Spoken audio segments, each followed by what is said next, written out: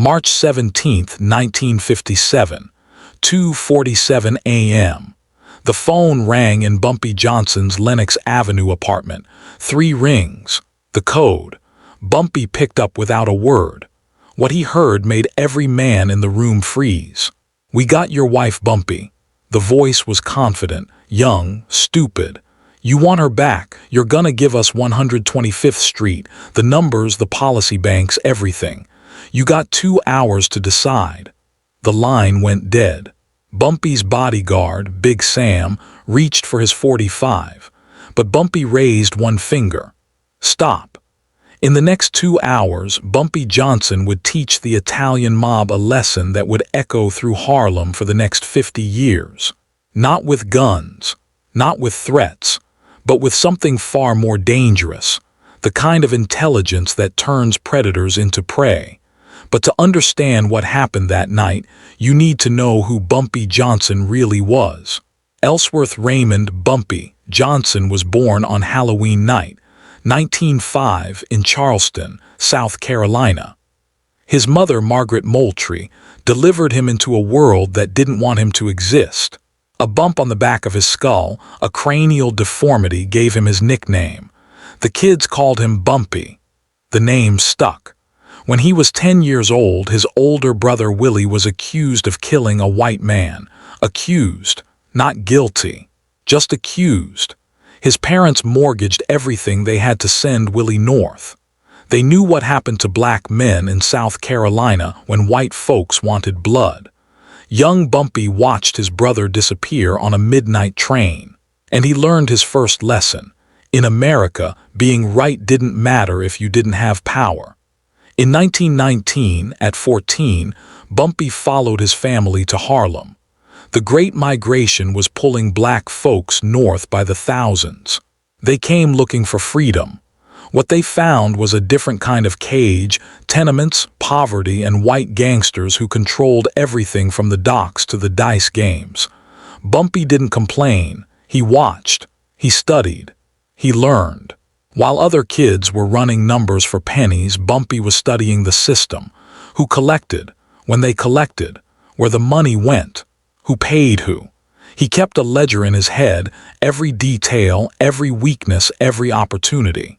By 16, Bumpy was working for Stephanie St. Clair, the Queen of Harlem. Madame St. Clair ran the numbers racket, and she didn't bow to anybody, not the Irish, not the Italians, nobody. She saw something in Bumpy that nobody else did.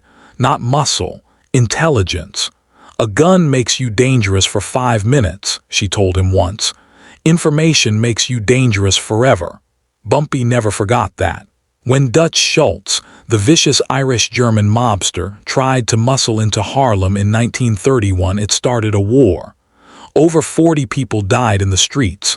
Bombings, shootings, kidnappings. St. Clair and Bumpy fought back. But Dutch had the NYPD in his pocket, and he had unlimited soldiers. The black gangsters of Harlem were outgunned and outmanned.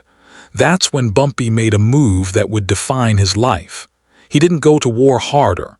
He went downtown, to Little Italy, to meet with Charles Lucky Luciano, the most powerful Italian mobster in New York. Walking into that room took more courage than any shootout. Bumpy Johnson sat down across from Lucky Luciano, and he didn't beg. He didn't threaten, he negotiated. He offered Luciano something the Italian mob couldn't buy with 1,000 soldiers, peace in Harlem, access without war, profit without blood. Lucky listened. And when Dutch Schultz refused to play ball, in 1935, Lucky had him killed. Bumpy Johnson became a legend that day, not because he was the toughest, but because he was the smartest.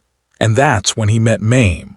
Through the 1930s and 40s, Bumpy Johnson built something rare, a black-controlled criminal empire that the Italian Mafia respected.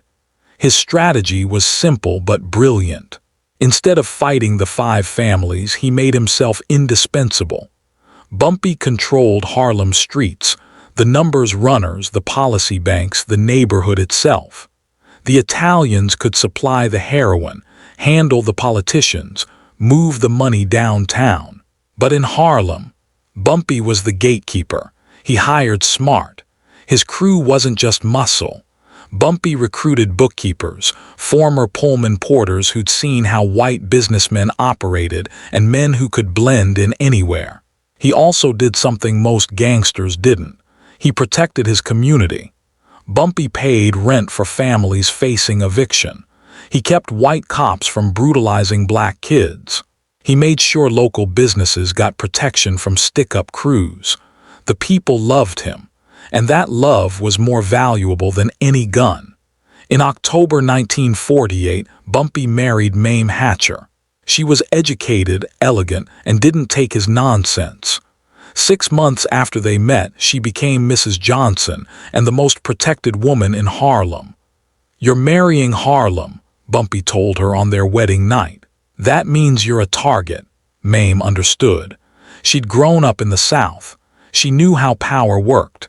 Through the late 40s and early 50s, Bumpy's reputation reached mythical levels. There's a story, confirmed by multiple sources, that when a mobster tried to shake down a Harlem shopkeeper, Bumpy walked into the Italian social club on 116th Street alone, sat down at their card game and said, "That store belongs to Harlem. Your boy touched it. I need an apology and I need him gone by sunrise." The Italian stared. Bumpy didn't move. Finally, the capo nodded. "Done." Bumpy stood up, straightened his tie, and walked out. By morning, the mobster was on a bus to Chicago. By 1957, Bumpy Johnson controlled an operation worth millions. The numbers racket alone brought in $50,000 a week. He had politicians, judges, and cops on his payroll. He had the respect of the 5 families and the loyalty of Harlem. But respect also breeds envy, and envy breeds mistakes. There was a crew of young Italian mobsters, ambitious, hungry, and dumb, who thought the old rules didn't apply to them. They looked at Bumpy and saw an aging black gangster. They didn't see the legend. That crew made the worst decision of their lives. They decided to take Mayme Johnson, and what happened next would be told in whispers for generations. The crew was led by Vinny Smokes Calabrese, a 28-year-old soldier in the Genovese family. Vinny ran a small loan sharking operation in East Harlem, but he wanted more. He wanted to be a made man. He wanted respect.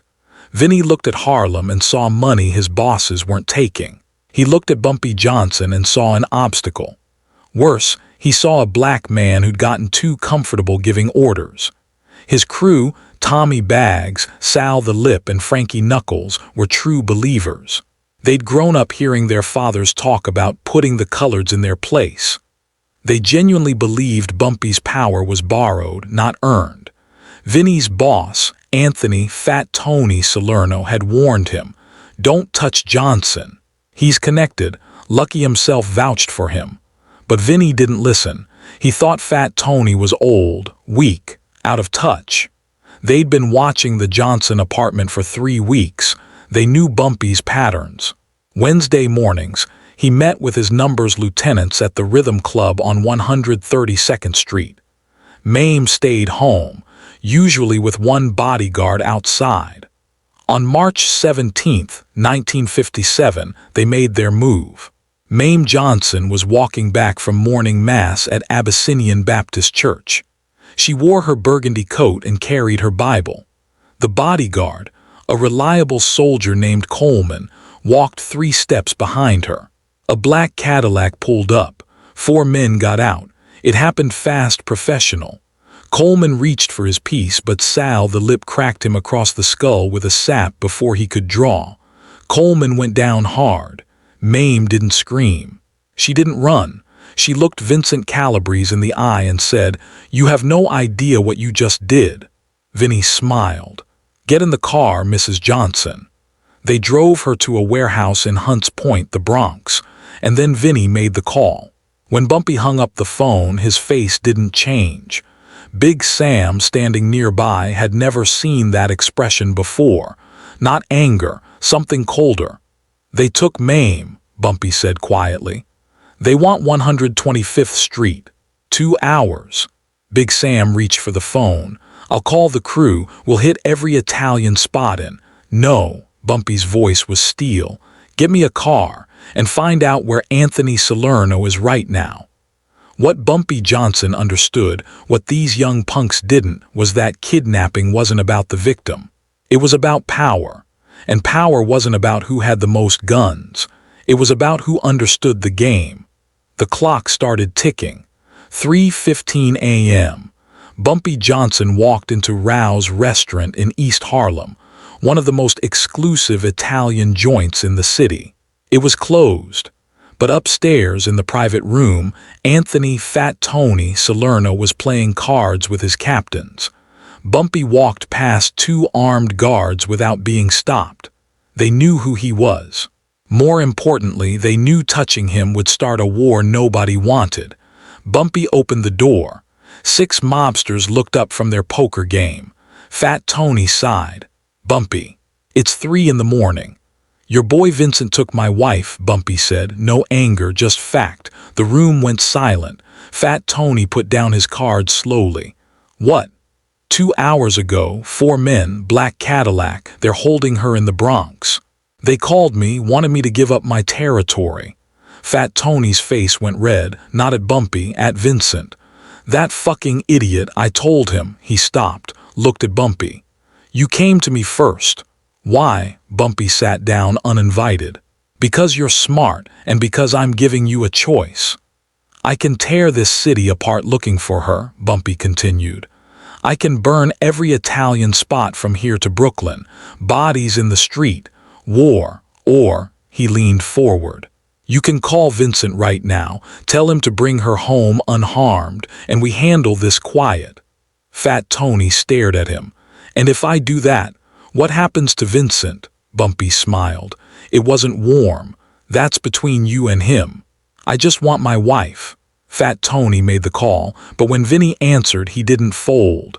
With respect, boss, I got leverage here. Johnson's gonna deal. He has to. Fat Tony covered the phone, looked at Bumpy. He's not listening. Bumpy stood up. Then I handle it my way. What happened next would become the most talked about 2 hours in Harlem history. Bumpy made 3 phone calls from Fat Tony's office. The first was to his lieutenant, Junie Bayed, who ran his network of informants.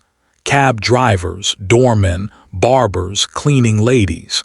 People who saw everything and remembered everything. I need to know every property Vincent Calabrese uses. Every warehouse, every girlfriend's apartment, every spot where his crew drinks. I need it in 30 minutes. The second call went to Nat Pettigrew, Bumpy's man inside the NYPD. I need a favor. Big one. I need you to pull every patrol car out of East Harlem for the next hour. Make it look like a response to something in the Bronx. The third call went to someone nobody expected. Lucky Luciano's lawyer representing the exiled mob boss from Italy. Tell Charlie I need a message sent. Tonight. To the commission. Tell them what Vincent did. Tell them I'm giving them 1 hour to fix this before I fix it myself. By 4 a.m., Bumpy had the location, a warehouse in Hunts Point where Vincent's crew ran stolen goods. His intelligence network had delivered. But Bumpy didn't send shooters. Instead, he sent his most trusted lieutenant, Reggie the Deacon Thompson, with 2 of Bumpy's cleanest soldiers. Men who looked more like churchgoers than gangsters. They walked to the warehouse carrying briefcases.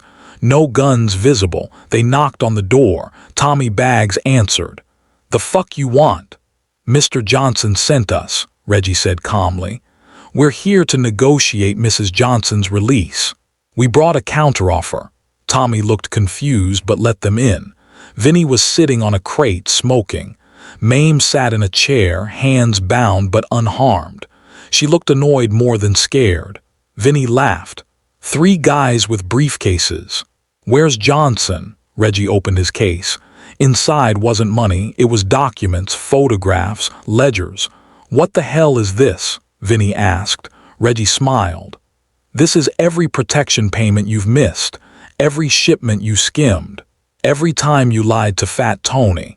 Mr. Johnson's been keeping track for years." Vinny's face went white. "And these," Reggie continued, pulling out photographs, "are pictures of your girlfriend's apartment in Queens, your mother's house in Staten Island, your cousin Sal's restaurant in Brooklyn with timestamps from tonight." The message was clear. "We know where everyone you love is, right now." Vinny stood up, trying to regain control. "You threatening me? In my own warehouse?" Reggie shook his head. "No threats, just information. See, Mr. Johnson wanted you to know something. When you took his wife, you started a clock. Not for him. For you. The commission met an hour ago," Reggie continued. "Lucky Luciano sent word from Italy. The 5 families are very interested in why you started a war with Harlem without permission. Fat Tony's very interested in those missing payments, and the NYPD just got an anonymous tip about this warehouse." Vinny heard the sirens in the distance. His face changed. He'd been played. "You got 2 choices," Reggie said. "Let Mrs. Johnson walk out of here right now, unharmed, and maybe you live through tomorrow, or keep her and Mr. Johnson comes through that door next, and he won't be talking." Vinny looked at his crew. They were all staring at him, realizing they'd fucked up. "This is a trick," Vinny said, but his voice shook. Mayme Johnson stood up, hands still bound. She looked at Vinny with pure contempt. "You wanted to see real power. Congratulations." 4:47 a.m. The warehouse door opened. Bumpy Johnson walked in alone. No bodyguards, no guns drawn, just Bumpy in his pressed gray suit, walking like he owned the building. Vinny's crew had their weapons out, but nobody moved. Because standing behind Bumpy in the doorway were 20 of his soldiers, silent, waiting. And behind them in the shadows were Fat Tony's men, sent not to help Vinny but to clean up his mess. Bumpy walked to Mayme. Reggie cut her bindings. She stood, rubbed her wrists, and walked to her husband's side. She didn't say a word. Didn't need to. Bumpy turned to Vincent. The room was silent except for distant sirens. "You wanted to negotiate," Bumpy said quietly. "So let's negotiate." Vinny tried to swagger. "You're not getting 125th Street back for free." "I still got leverage." Bumpy raised one finger. Vinny stopped talking. "Let me tell you what you just did," Bumpy said. His voice was calm, deadly calm. "You didn't kidnap my wife. You declared war on every rule this city runs on. You spat in the face of Lucky Luciano's word. You disrespected the commission. You made every mobster in New York ask themselves, if this punk can break the rules, why can't I? So here's what's going to happen," Bumpy continued. "You're going to walk out of this warehouse. You're going to get in your car, and you're going to drive to Fat Tony's social club, and you're going to beg him for forgiveness, and maybe he lets you live." Vinny laughed nervously. "That's it. I let your wife go and I just walk." Bumpy leaned in close. "You're not letting her go. She was never yours to hold. I'm letting you go, because killing you now would be a mercy, but living, knowing that every mobster in this city knows you folded, that's a worse death." Bumpy turned to walk away, then stopped. He looked back at Vinny. "One more thing. You asked for 125th Street. You wanted my territory. So let me teach you something about power.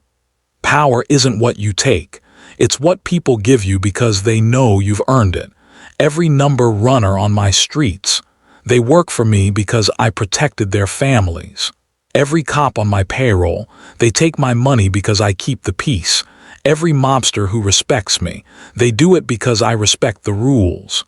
You got nothing, no respect, no honor, no intelligence. You got a gun and a stupid idea. And in this life, that gets you dead or forgotten. You're about to be both." Bumpy took Mayme's arm gently. They walked toward the door. Bumpy's soldiers parted like a sea. Fat Tony's men stepped aside. As Bumpy reached the exit, he turned one last time. "Oh, and Vincent, those sirens, They're for you. I called in a tip about a stolen goods ring in Hunts Point. NYPD should be here in about 90 seconds. Better run." Vinny's eyes went wide. His crew bolted for the back exit. Bumpy Johnson walked out the front door with his wife, calm as Sunday morning. By 5:15 a.m., Mayme Johnson was home, drinking coffee in her kitchen. By 6 a.m., Vincent Calabrese was in police custody on stolen goods charges. By noon, he'd been beaten unconscious by Fat Tony's men in his cell, a message from the commission. By sunset, every gangster in New York knew. Bumpy Johnson had won without firing a single shot. The story spread through Harlem like wildfire. By the afternoon, people were already adding details. Some said Bumpy had 50 men ready to storm the Bronx. Others said he'd called in favors from every borough. The truth was somehow more impressive. He'd used intelligence, leverage, and reputation to turn an enemy into a liability. Fat Tony Salerno called Bumpy 3 days later. "We need to talk about Vincent." "He's your problem," Bumpy said. "I got my wife back. He's headed to trial for the stolen goods, could get 10 years. "Good." There was a pause. Then Fat Tony said, "You could have burned this whole city down." "Why didn't you?" Bumpy's answer became legend. "Because burning things down is easy. Building something that lasts, that takes intelligence." Vincent Calabrese was found dead in Rikers Island 6 months later. Officially, it was ruled a suicide. Nobody believed that. Nobody cared. The kidnapping incident cemented something. Bumpy Johnson wasn't just powerful, he was untouchable. Not because of violence, but because of the invisible infrastructure he'd built. Information networks, alliances, respect that transcended race. But power always comes with a price. In 1951, the Kefauver Committee came to New York, investigating organized crime. Bumpy's name came up repeatedly. In 1952, he was arrested on federal drug conspiracy charges and sentenced to 15 years. He served most of it in Alcatraz, the Rock. Mayme visited him whenever she could. She held his empire together while he was gone, managing the books, mediating disputes, making sure everyone remembered who was still in charge. When Bumpy was released in 1963, Harlem had changed. The civil rights movement was in full swing. Malcolm X was preaching empowerment. Young radicals were questioning the old ways. And a new generation of street hustlers, Frank Lucas among them, were watching Bumpy, studying him, waiting. Bumpy returned to a hero's welcome, but he was older now. His heart wasn't as strong, and the game was changing faster than he could adapt. Still, his reputation never faded. When Malcolm X needed protection from the Nation of Islam in 1964, he called Bumpy. When disputes erupted between the black and Italian mobs, Bumpy was the negotiator. The legend remained until the very end. July 7, 1968, Wells Restaurant on Lenox Avenue. Bumpy Johnson was eating breakfast, fried chicken, grits, and coffee. He was talking with friends, laughing about old times. He was 62 years old but looked older.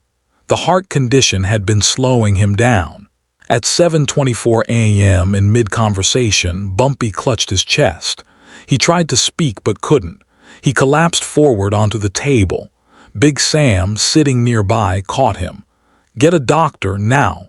But it was too late. Ellsworth Bumpy Johnson died in his bodyguard's arms, surrounded by the people of Harlem he'd protected for 40 years. His funeral was held at Abyssinian Baptist Church. Over 5,000 people attended, numbers runners, businessmen, politicians, gangsters both black and Italian, preachers, revolutionaries. They all came to pay respect. Mayme Johnson sat in the front row, veiled in black, dignified to the end. She knew what her husband had been, and she loved him anyway. After Bumpy's death, Frank Lucas famously claimed to be his protege and heir. Mayme Johnson, in her memoir Harlem Godfather, called that claim complete fiction. But the lie itself proved Bumpy's power. Everyone wanted to be connected to the legend. Bumpy was the most feared and respected man in Harlem, wrote biographer Corinne E. Quinones Miller. But what made him different was that the respect came first. Lucky Luciano once said, according to multiple sources, "I've worked with a lot of men. Bumpy Johnson was the only one who never needed to raise his voice to be heard." Bumpy appeared in Jet magazine in 1952. He was featured in the Amsterdam News dozens of times. But he never gave interviews. He never explained himself. His actions spoke louder. The kidnapping story, whether it happened exactly as told or grew into legend, represents a deeper truth about Bumpy Johnson. He understood that power is psychological before it's physical. In hip-hop, Bumpy's name became synonymous with intelligence in the underworld. Jay-Z name-dropped him. Nas referenced him. The TV series, Godfather of Harlem, brought his story to a new generation. But perhaps the most telling tribute came from an unlikely source. In 1975, a former NYPD detective named Frank Serpico was asked about corruption in Harlem in the 1950s and 60s. He said, "The cops were more afraid of Bumpy Johnson than Bumpy was of the cops, because Bumpy knew where all the bodies were buried, literally and figuratively." Mayme Johnson lived until 2009. She spent her final years giving interviews, correcting the record, making sure people understood. Bumpy wasn't just a gangster. He was a protector, a strategist, a man who navigated a racist system and built power from nothing.